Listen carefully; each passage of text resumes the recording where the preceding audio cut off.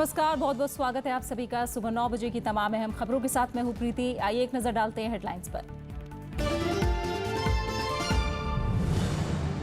बिल्डरों की मनमानी पर आज से नकेल, रियल एस्टेट रेगुलेशन एक्ट लागू। शिकायतों की सुनवाई के लिए हर राज्य में बनेगी रेगुलेटरी अथॉरिटी।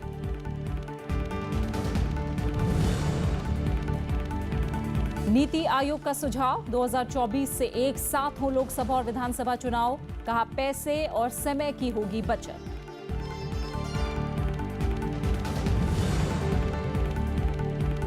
नेपाल के प्रधान न्यायाधीश के खिलाफ महाभियोग, गोपाल पाराजुली को कार्यवाहक जिम्मा। विरोध में उप प्रधानमंत्री का इस्तीफा।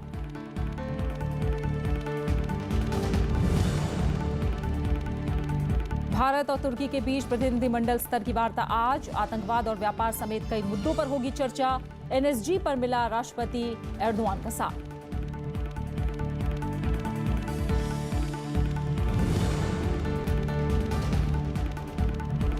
मुंबई हमले के मास्टरमाइंड हाफिज सईद की रिहाई पर रोक, 90 दिन के लिए बढ़ी नजरबंदी। लाहौर में 30 जनवरी से कैद हाफिज।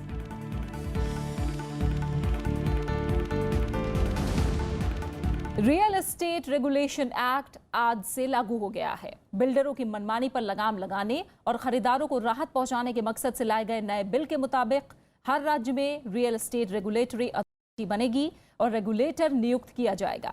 इसमें बिल्डरों से जुड़ी शिकायतों को सुना जाएगा। रियल एस्टेट इंडस्ट्री में पारदर्शिता और अनुशासन लाने के लिए रियल एस्टेट रेगुलेशन बिल ने काम करना शुरू कर दिया है। इसके तहत अंडर कंस्ट्रक्शन और आगे बनने वाले सभी प्रोजेक्ट इस बोर्ड के अंतर्गत आएंगे।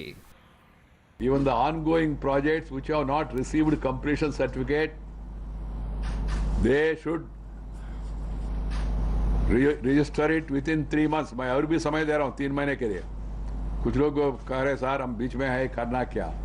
Within 3 months you complete it, get the certificate and get registered. That's the end of it. इस बिल में कई नए नियम बनाए गए हैं। रेगुलेशन के नियमों के तहत बिना रजिस्ट्रेशन के कोई भी प्रोजेक्ट ना तो बनेगा और ना ही उसका विज्ञापन होगा। बिल्डर को प्रोजेक्ट से जुड़ी हर जानकारी वेबसाइट पर डालनी होगी। साथ ही प्रोजेक्ट के लिए अलग से एस्क्रो अकाउंट भी बनाना होगा। एस्क्रो अकाउंट में 70% रकम जमा रखना भी जरूरी होगा।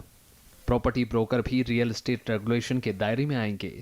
रेरा लागू होने के बाद खरीदारों को घर कॉर्पोरेट एरिया पर ही बेचा जाएगा।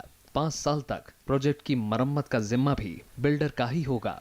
इसके अलावा बिल्डर लेट पेमेंट पर मनमाना जुर्माना भी नहीं वसूल पाएंगे। ओपन पार्किंग भी नहीं बेची जा सकेगी। नियम नहीं मानने पर जुर्माना और सजा का प्रावधान किया गया है। अभी तक 13 राज्यों ने रियल एस्टेट रेगुलेशन एक्ट के नियमों को नोटिफाई किया है, जबकि अन्य राज्यों में ड्राफ्ट लेवल पर काम जारी है। हालांकि कई राज्यों ने इस अधिनियम में अपने स्तर पर कुछ बदलाव किए हैं, जिसमें मौजूदा परियोजनाओं को शामिल नहीं किया जाना या कुछ मामले में जुर्माना कम करने जैसे परिवर्तन शामिल हैं। संसद एक समिति मामले की जांच भी कर रही है। मॉनसून सत्र में इस बारे में रिपोर्ट पेश की जा सकती है। संसद में इस बिल को पिछले साल मार्च में पास किया गया था। देश भर में 75,000 से ज्यादा कंपनियां रियल एस्टेट के कारोबार में लगी हुई हैं। उम्मीद की जा सकती है कि इससे आम आदमी को घर खरीदने में मदद मिलेगी और डेवलपर समय से खरीदारों को डिलीवरी देंगे। इसके साथ ही ब्रोकरों की मनमानी भी बंद होगी। Bureau report, Rajya Sabha TV. NITI Aayog ने 2024 से लोकसभा और विधानसभा चुनाव को एक साथ करवाने का सुझाव दिया है। आयोग का कहना है कि ऐसा करने से जहां पैसे और समय की बचत होगी, वहीं प्रचार मोड में जाने से शासकीय कामों में रुकावट कम होगी। नीति आयोग ने कहा कि इस प्रस्ताव को लागू करने से एक बार कुछ विधानसभाओं के कार्यकाल बढ़ेंगे या कुछ में कटौती करनी पड़ेगी। नीति आयोग ने चुनाव आयोग को इस पर गौर करने को कहा है। साथ ही इस सिलसिले में एक मुश्त चुनाव का रोड मैप तैयार करने के लिए एक कार्य समूह गठित करने का सुझाव दिया है। समिति को 6 महीने के अंदर रिपोर्ट देनी होगी और इसका अंतिम खाका अगले साल मार्च तक तैयार हो जाएगा। मसौदा रिपोर्ट को 23 अप्रैल को नीति आयोग के गवर्निंग काउंसिल के सदस्यों के बीच पेश किया गया था। इन सदस्यों में सभी राज्यों के मुख्यमंत्री और दूसरे लोग शामिल हैं। ये सिफारिश इसलिए भी अहम है कि राष्ट्रपति प्रणब मुखर्जी और प्रधानमंत्री नरेंद्र मोदी भी लोकसभा और विधानसभा के चुनाव एक साथ करवाने की बात कह चुके हैं। चुनाव में रिश्वत देने या फिर इसकी पेशकश किए जाने पर चुनाव आयोग काफी सख्त है। आयोग मतदाताओं को रिश्वत देने के आरोपी प्रत्याशियों पर प्रतिबंध लगाने की तैयारी में है। इसके लिए आयोग जल्द ही सरकार को उनकी सदस्यता 5 साल तक के लिए रद्द करने को कहेगा। तमिलनाडु विधानसभा उपचुनाव में मतदाताओं को लुभाने की घटना के बाद यह कदम उठाया गया है। आयोग इसके मद्देनजर कानून मंत्रालय से संपर्क करके उसे रिप्रेजेंटेशन ऑफ पीपल एक्ट में संशोधन करने का सुझाव देगा। मन की बात कार्यक्रम में प्रधानमंत्री ने वीआईपी कल्चर छोड़ने पर जोर देते हुए कहा है कि इसे अब खत्म होना चाहिए। उन्होंने कहा कि सबका साथ सबका विकास का मंत्र देश ही नहीं बल्कि वैश्विक परिवेश और पड़ोस के देशों के लिए भी है। मन की बात कार्यक्रम में प्रधानमंत्री नरेंद्र मोदी वीआईपी संस्कृति को लेकर चिंतित दिखाई दिए। उन्होंने कहा कि न्यू इंडिया का हमारा कॉन्सेप्ट यही है कि देश में वीआईपी की जगह ईपीआई का महत्व बढ़े। मैं वीआईपी के स्थान पर ईपीआई कह रहा हूं तो मेरा भाव स्पष्ट है। Every person is important. हर व्यक्ति का महत्व है, हर व्यक्ति का महात्म्य है। 125 करोड़ देशवासियों का महत्व हम स्वीकार करें। प्रधानमंत्री ने शुक्रवार को भारत दक्षिण एशिया उपग्रह प्रक्षेपित करने का भी जिक्र किया। उन्होंने कहा कि इससे दक्षिण एशिया के आर्थिक और विकास लक्ष्यों को पूरा करने, प्राकृतिक संसाधनों का पता लगाने, टेलीमेडिसिन, शिक्षा, बेहतर सूचना प्रौद्योगिकी संपर्क और लोगों के बीच आपसी संपर्क बढ़ाने में काफी मदद मिलेगी। 5 मई को भारत दक्षिण एशिया सैटेलाइट लॉन्च करेगा। इस सैटेलाइट की क्षमता तथा इससे जुड़ी सुविधाएं दक्षिण एशिया के आर्थिक तथा डेवलपमेंटल प्राथमिकताओं को पूरा करने में काफी मदद करेगी। 1 मई का जिक्र करते हुए प्रधानमंत्री ने कहा कि दुनिया में श्रम दिवस के रूप में इसका महत्व है। बाबा साहेब भीमराव अंबेडकर को याद करते हुए प्रधानमंत्री ने कहा कि श्रमिक वर्ग के कल्याण के लिए उनका योगदान कभी भुलाया नहीं जा सकता। Bureau report, Rajya Sabha TV. MCD चुनाव के बाद कांग्रेस ने गुजरात चुनाव के लिए तैयारियां शुरू कर दी हैं। पार्टी ने गुजरात स्थापना दिवस के मौके पर उपाध्यक्ष राहुल गांधी का नर्मदा जिले में जनसभा कार्यक्रम रखा है। जिले के देडियापाड़ा में राहुल गांधी आज एक रैली को संबोधित करेंगे। ये इलाका आदिवासी बहुल है। पार्टी ने राज्य में आदिवासी जनसंपर्क अभियान की शुरुआत भी की है। कांग्रेस उपाध्यक्ष का गुजरात दौरा 1 दिन का ही है। इस दौरान उनका गुजरात के नेताओं से मिलने का कार्यक्रम भी है। कांग्रेस ने हाल ही में गुजरात कांग्रेस के प्रभारी गुरदास कामत को भी हटाया था। उनकी जिम्मेदारी राजस्थान के पूर्व मुख्यमंत्री अशोक गहलोत को सौंपी गई है।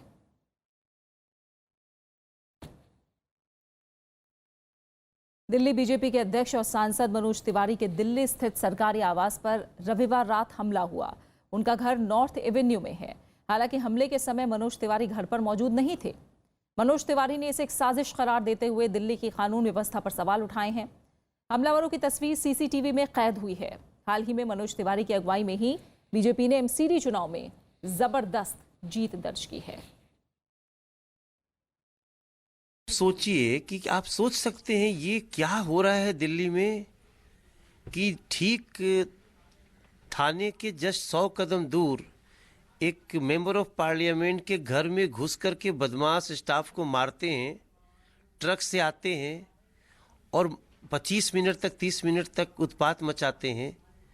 उसकी सारा सीसीटीवी फुटेज में रिलीज कर रहा हूँ सबको। मैं समझता हूँ ये बिगेस्ट थ्रेट है और इसमें किसी को भी बख्शा नहीं जाना चाहिए। मेरठ में डायरेक्टरेट ऑफ रेवेन्यू इंटेलिजेंस की छापेमारी में एक रिटायर्ड कर्नल के घर से 100 से भी ज्यादा गैर कानूनी हथियार और 2 लाख कारतूस बरामद किए गए हैं। रिटायर्ड कर्नल देवेंद्र कुमार का बेटा प्रशांत बिश्नोई राष्ट्रीय स्तर का शूटर है। इस कार्रवाई में घर से हिरन के सिर व तेंदुए की खाल और कई देशी विदेशी हथियार भी मिले हैं। छापेमारी में देवेंद्र कुमार के घर से 1 करोड़ रुपए कैश, 100 किलो से ज्यादा नीलगाय का मांस वगैरह भी मिला है। पुलिस कार्रवाई के बाद से प्रशांत फरार है। पुलिस का कहना है कि प्रशांत शूटिंग की आड़ में जीवों का शिकार और तस्करी का ये धंधा करता है। इसके अलावा प्रशांत एक सिक्योरिटी एजेंसी भी चलाता है।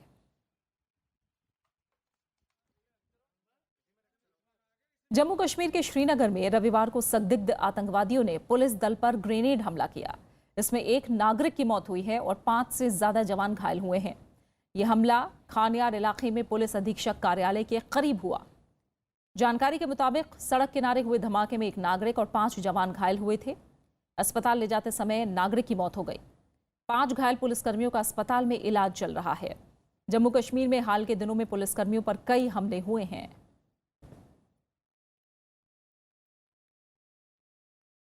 बिहार में एक मालगाड़ी की चपेट में आने से 8 लोगों की मौत हो गई है। यह हादसा शेखपुरा लखीसराय की सीमा पर मौजूद सिरारी रेलवे स्टेशन के पास हुआ।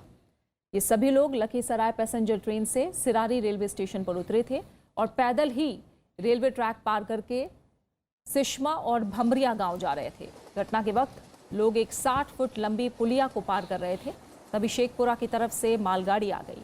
मरने वालों में 2 महिलाएं और 2 बच्चे भी शामिल हैं। यह हादसा रविवार रात करीब 8:30 बजे हुआ है। दुर्घटना में कई लोग गंभीर रूप से जख्मी भी हुए हैं। पश्चिम बंगाल के नादिया जिले में स्वाइन फ्लू का वायरस तेजी से फैल रहा है।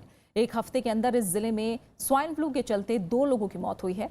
शुक्रवार को एक 28 साल की महिला ने बीमारी के चलते दम तोड़ दिया, जबकि पिछले हफ्ते की शुरुआत में स्वाइन फ्लू की चपेट में आने से एक बच्चे ने दम तोड़ा था। दोनों H1N1 विषाणु से प्रभावित थे। जिले के मुख्य चिकित्सा अधिकारी के मुताबिक राष्ट्रीय स्वास्थ्य मिशन का एक दल इलाके का दौरा कर चुका है।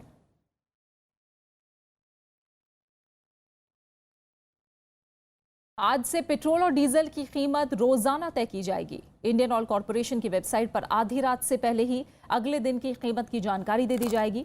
इससे पहले तेल की कीमतों की समीक्षा हर पखवाड़े की जाती थी, जो अब हर दिन होगी। कीमत तय करने का फॉर्मूला पुराना ही रहेगा। पायलट प्रोजेक्ट के तौर पर यह शुरुआत देश के 5 शहरों पुदुचेरी, विशाखापट्टनम, उदयपुर, जमशेदपुर और चंडीगढ़ से होगी। तेल कंपनियां ऐसी व्यवस्था भी कर रही हैं जिसके तहत कोई भी व्यक्ति अपने शहर में तेल कीमत जानने के लिए मिस कॉल देकर जानकारी हासिल कर सकेगा। इसके अलावा पेट्रोल पंपों पर डिस्प्ले बोर्ड भी लगाए जाएंगे, जिन पर हर रोज तेल की कीमतों के बारे में जानकारी उपलब्ध होगी। मीडिया के जरिए भी लोगों को कीमतों के बारे में अपडेट रखा जाएगा। इस बीच बीती रात से डीजल की कीमत में 44 पैसे प्रति लीटर की बढ़ोतरी की गई है।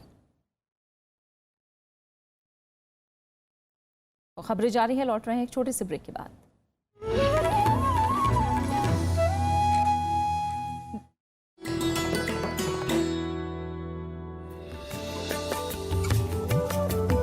गोमतेश्वर कर्नाटक में श्रवणबेलगोला की पहाड़ी पर स्थित भगवान बाहुबली को समर्पित 57 फीट ऊंची ये मूर्त है। कर्नाटक शिल्प कला का शाहकार। भारत के 7 अजूबों में होता है इसका शुमार। इतनी बुलंद कि 30 किलोमीटर दूर से भी आप कर सकते हैं इसका दीदार। हर 12 साल में होता है बाहुबली का महामस्तकाभिषेक। भक्त करते हैं दूध, केसर और सोने के सिक्कों से इनका श्रृंगार।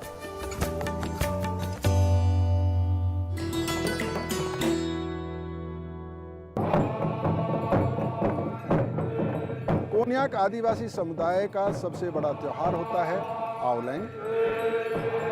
इन पुरुषों को जनजात लड़ाका और शिकारी माना जाता है। आवलैंग त्योहार के दौरान जब ये पुरुष नाचते हैं तो इन बंदूकों से जमकर फायर भी करते हैं।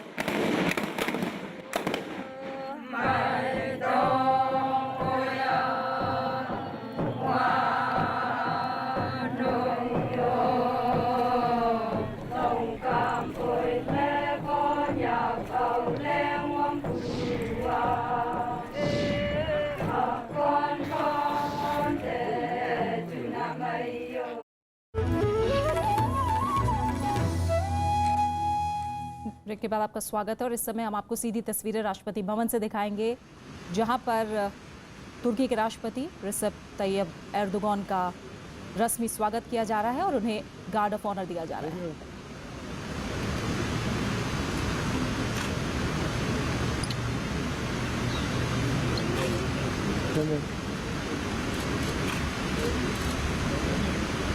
दो दिन की भारत यात्रा पर आए तुर्की के राष्ट्रपति एर्दोगान, जिनको आज गार्ड ऑफ ऑनर दिया जा रहा है और औपचारिक स्वागत राष्ट्रपति भवन में एर्दोगान का किया जा रहा है।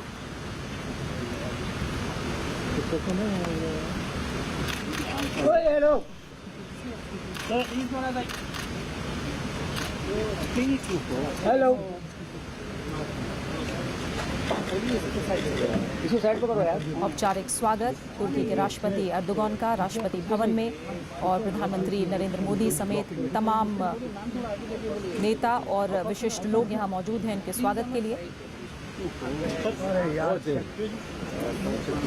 आपको बता दें आज प्रधानमंत्री नरेंद्र मोदी के साथ तुर्की के राष्ट्रपति अर्दोगान की शिखर वार्ता भी होनी है। 2 दिन के भारत दौरे पर तुर्की के राष्ट्रपति और उनका औपचारिक स्वागत guard of honour Rashtrapati Bhavan में।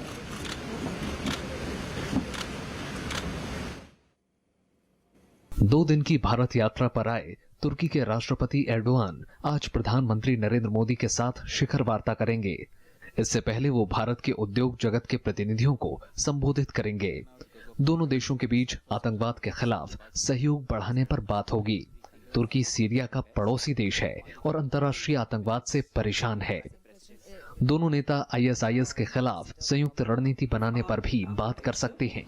Diplomatic relations between India and Turkey go back to over 70 years. Regular high-level exchanges have strengthened our bilateral ties. Both India and Turkey have been battling terrorism for long and understand the need for acting against this global menace. Erdogan की इस यात्रा का मकसद आपसी व्यापार बढ़ाना है। उनके साथ तुर्की से करीब 150 सदस्यों का व्यापारिक प्रतिनिधि मंडल भी दिल्ली आया है। India's main export products to Turkey are textiles and fabrics, chemicals, pharmaceuticals, plastic products, machinery and automotives. There is scope for cooperation in other areas such as construction, infrastructure development, renewable energy, tourism and film shooting. Turki NSG के लिए भारत के समर्थन में है, लेकिन सुरक्षा परिषद की स्थायी सदस्यता पर उसका रुख साफ नहीं है। प्रधानमंत्री नरेंद्र मोदी इस मसले पर विस्तार से राष्ट्रपति एर्डोगान से बात कर सकते हैं।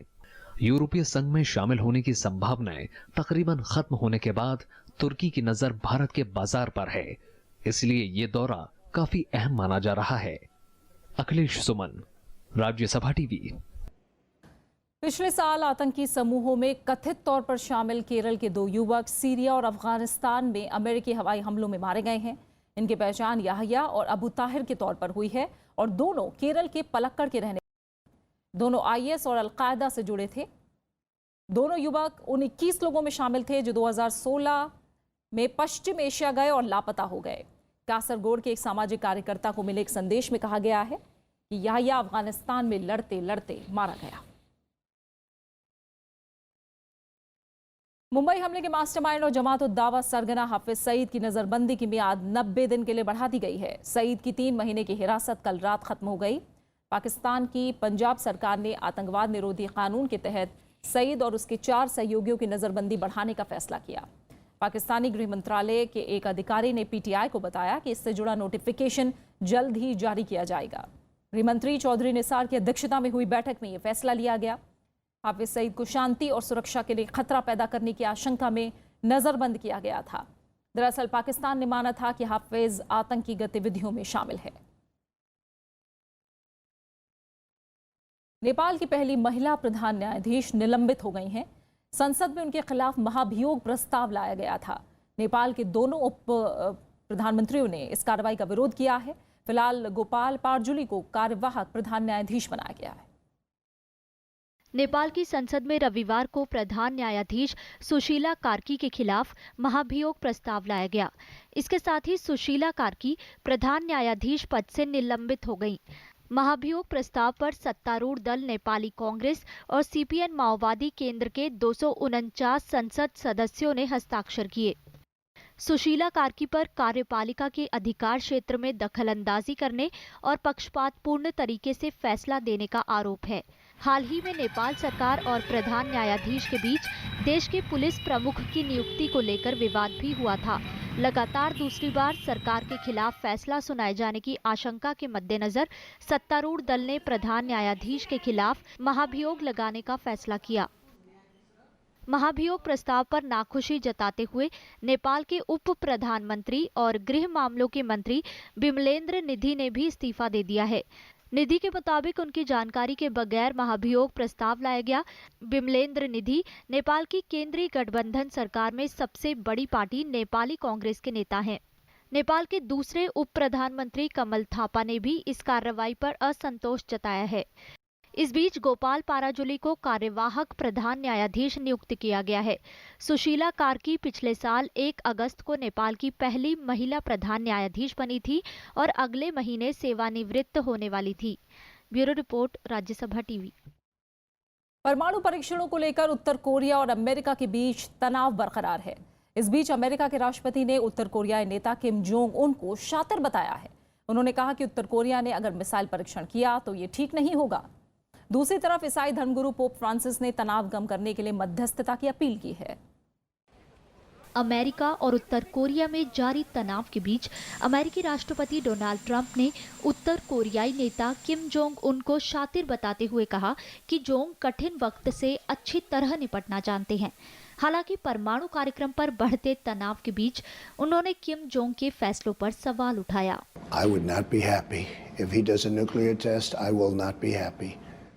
And I can tell you also, I don't believe that the president of China, who is a very respected man, will be happy either. Donald Trump ने चीन के साथ बढ़ते अपने संबंधों पर खुशी जताई। मौजूदा हालात में चीन की कोशिशों को लेकर ट्रंप ने चीन के राष्ट्रपति शी जिनपिंग की तारीफ भी की। पिछले दिनों दोनों नेताओं की मुलाकात हुई थी। I will tell you, a man that I've gotten to like and respect, the president of China, President Xi, I believe has been putting pressure on him also, but so far perhaps nothing's happened and perhaps it has. दूसरी तरफ Australia के प्रधानमंत्री Malcolm Turnbull ने भी चेतावनी देते हुए कहा है कि वो उत्तर कोरिया की ऐसी किसी भी हरकत को बर्दाश्त नहीं करेगा जिससे क्षेत्रीय शांति भंग हो। इस बीच कैथोलिक ईसाइयों के सबसे बड़े धर्मगुरु पोप फ्रांसिस ने तनाव को कम करने के लिए मध्यस्थता की अपील की है। उन्होंने कहा कि परमाणु तबाही से बचने के लिए सभी पक्षों को बातचीत के जरिए मसला सुलझाना चाहिए। मिस्र की यात्रा के बाद अपने विमान में पत्रकारों से बात करते हुए ईसाई धर्मगुरु ने कहा कि संयुक्त राष्ट्र को भी अपने नेतृत्व को आगे बढ़ाना चाहिए।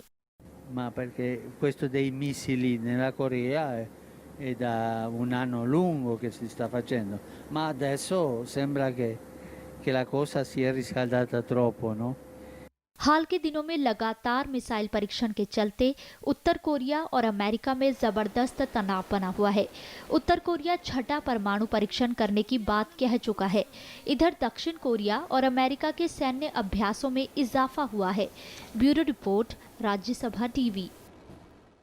ब्रेक्जिट को लेकर यूरोपीय संघ लगातार कड़ा रुख अपनाए हुए है। यूरोपीय संघ ने एक बार फिर कहा कि वो आयरलैंड की जनता के अधिकारों और ब्रिटेन में काम करने वाले यूरोपीय नागरिकों के हितों की रक्षा के लिए प्रतिबद्ध है। ब्रेक्जिट पर जून में बातचीत शुरू होनी है। इससे पहले ब्रिटेन में आम चुनाव होंगे। संघ ने ब्रेक्जिट के बाद ब्रिटेन के साथ व्यापार समझौते पर फिलहाल बात करने से मना कर दिया। यूरोपीय संघ ने कहा कि भविष्य के रिश्तों पर बात करने से पहले ब्रिटेन में रहने वाले यूरोपीय नागरिक के अधिकार सुरक्षित करना ज्यादा जरूरी है। यूरोपीय काउंसिल के अध्यक्ष डोनाल्ड टस्क के मुताबिक ब्रिटेन को आयरलैंड से जुड़े मुद्दों पर भी ठोस आश्वासन देने होंगे। This means that before negotiating our future relations with the UK, we must first achieve sufficient progress on citizens' rights, finances, and the border issue in Ireland. It is too early to speculate on when this might happen. However, it is important to highlight that it will be for the EU leaders to assess and decide if sufficient progress has been made. But I would like to state very clearly that we need real guarantees for our people to live, work and study in the UK. इधर Britain ने दोहराया कि उसकी प्राथमिकता British नागरिकों के हितों की रक्षा करना है। ब्रिटिश प्रधानमंत्री टेरेसा मे ने कहा कि यूरोपीय संघ के रुख से साफ है कि ब्रेक्जिट को लेकर होने वाली बातचीत आसान नहीं होगी। We're facing a moment when we have the opportunity to take this country forward, to make it an even better place to live for people, for their futures, a more secure future for people. But part of doing that is about getting the Brexit negotiations right. And it's important when we go into those negotiations, and we've already seen some of the comments that have been coming out of Brussels, which show that at times these negotiations are going to be tough. इससे पहले यूरोपीय संघ ने शनिवार को Brexit से जुड़े 8 page की गाइडलाइन को मंजूरी दे दी थी। ब्रसेल्स में बुलाई गई बैठक में यूरोपीय संघ के नेताओं ने तय किया कि ब्रेक्जिट से पहले ब्रिटेन को आयरलैंड सीमा का निर्धारण और 5,100 करोड़ पाउंड का बकाया भुगतान करना होगा। Bureau report, Rajya Sabha TV. और अब बात खेलों की दुनिया की। जोशना चिनप्पा ने एशियन स्क्वॉश चैंपियनशिप का खिताब जीत लिया है। जोशना ने फाइनल में हमवतन खिलाड़ी दीपिका पल्लिकल को हराया। एशियाई स्क्वॉश खिताब जीतने वाली जोशना पहली भारतीय बन गई हैं। जोशना ने फाइनल मुकाबले में को 78 मिनट तक चले मुकाबले में 13-15, 12-10, 11-13, 11-4, 11-4 से हराया। वहीं पुरुष एकल में सौरव घोषाल को हार का सामना करना पड़ा। घोषाल को हांगकांग के खिलाड़ी मैक्स ली ने मात दी। 61 मिनट तक चले मुकाबले में घोषाल को 11-5, 4-11, 8-11, 7-11 से शिकस्त का सामना करना पड़ा। मलेशिया के इपोह में चल रहे Azlan Shah cup hockey tournament में भारतीय टीम ने पहली जीत दर्ज कर ली है। कल हुए मुकाबले में भारत ने न्यूजीलैंड को 3-0 से हरा दिया। दोनों टीमों के बीच मैच की शुरुआत रोमांचक रही। भारतीय टीम मैच की शुरुआत में ही हावी रही। भारत की तरफ से हरमनप्रीत सिंह ने 2 और मनदीप सिंह ने 1 गोल किया। भारतीय टीम का अगला मुकाबला ऑस्ट्रेलिया से होगा। आज अंतर्राष्ट्रीय मजदूर दिवस है। दुनिया भर के उद्योग धंधों में मजदूरों, कामगारों और मेहनत कशों की अहम भूमिका है। ये दिन मजदूरों की परेशानियों, उनके संघर्ष और एकता को समर्पित है। इस दिन को मनाने की शुरुआत 1 मई 1886 से मानी जाती है। तब अमेरिका की मजदूर यूनियनों ने काम के समय 8 घंटे से ज्यादा ना रखे जाने के लिए हड़ताल की थी।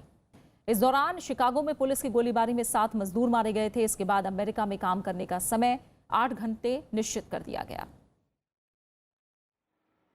और अब बात खास शख्सियत की। गुजरे जमाने की मशहूर अभिनेता बलराज साहनी की आज जयंती है।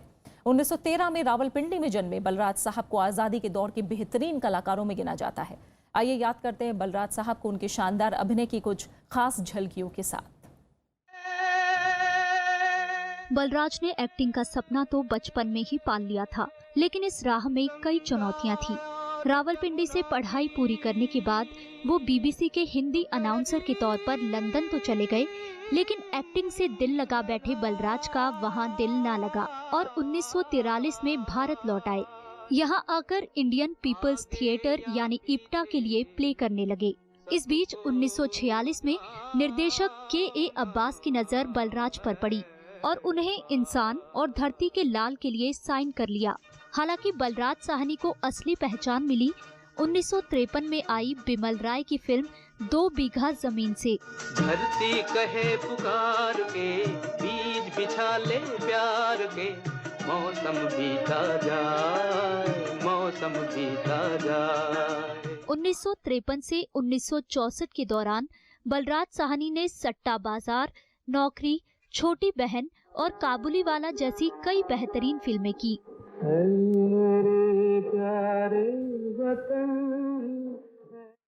कहते हैं कुछ कलाकार अपने हुनर के जादू से हमेशा के लिए लोगों के दिलों में बस जाते हैं।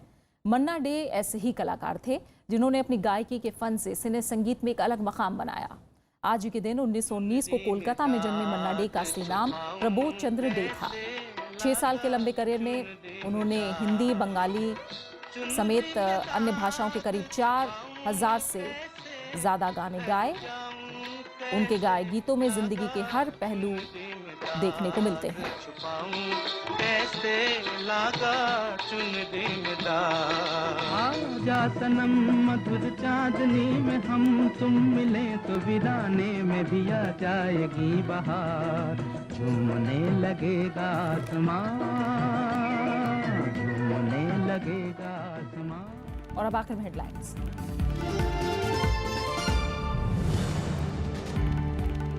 बिल्डरों की मनमानी पर आज से Raquel, real estate regulation act लागू, शिकायतों की सुनवाई के लिए हर राज्य में बनेगी रेगुलेटरी अथॉरिटी।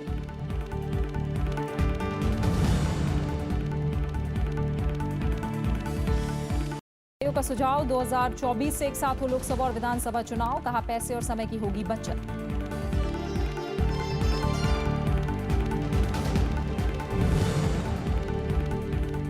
नेपाल के प्रधान न्यायाधीश के खिलाफ महाभियोग, गोपाल पाराजुली को कार्यवाहक का जिम्मा, विरोध में उप प्रधानमंत्री का इस्तीफा।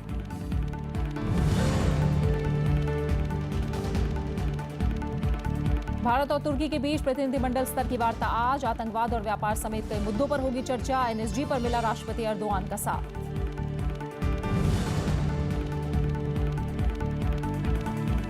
मुंबई हमले के मास्टरमाइंड हाफिज सईद की रिहाई पर रोक, 90 दिन के लिए बढ़ी नजरबंदी। लाहौर में 30 जनवरी से कैद हैं हाफिज। और फिलहाल खबरों में इतना ही, आगे देखिए मीडिया मंथन। नमस्कार।